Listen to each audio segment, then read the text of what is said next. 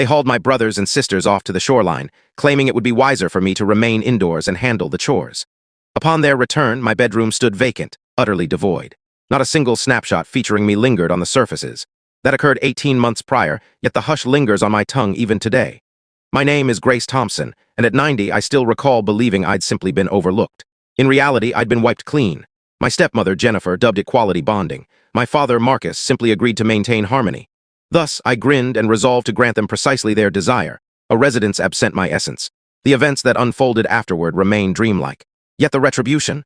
Well, it marked the initial occasion I truly felt acknowledged. They had obliterated me initially. I merely completed the task. Following my mother's passing, my father wed again swifter than I could mourn. Jennifer arrived with impeccable tresses, flawless grins, and a knack for feigning warmth. I was 9 upon her arrival. By 10, I had become the resident caregiver. Washing up, ironing garments, aiding with assignments, tucking in at night.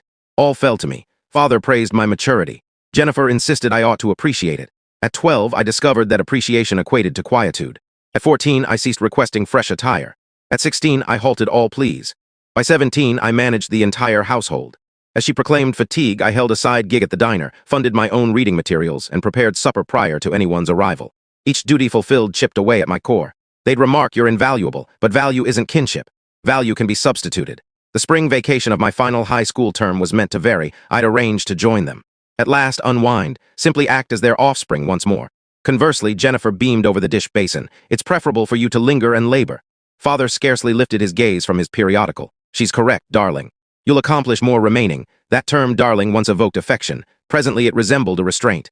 As they departed for the coast, Emma embraced me. Tyler wept. Jennifer scoffed. And I lingered in that desolate entryway, observing the vehicle vanish, comprehending that even the pet secured a seat in the rear. Except for me. The quiet that ensued wasn't serene. It weighed like sodden mortar. I perched on my mattress for ages, attuned to the drone of the cooler, the clock's pulse, and the reverberation of my pulse. A noise too faint for such a vast dwelling. That getaway, they ventured to the seaside. I departed as well, albeit in another manner.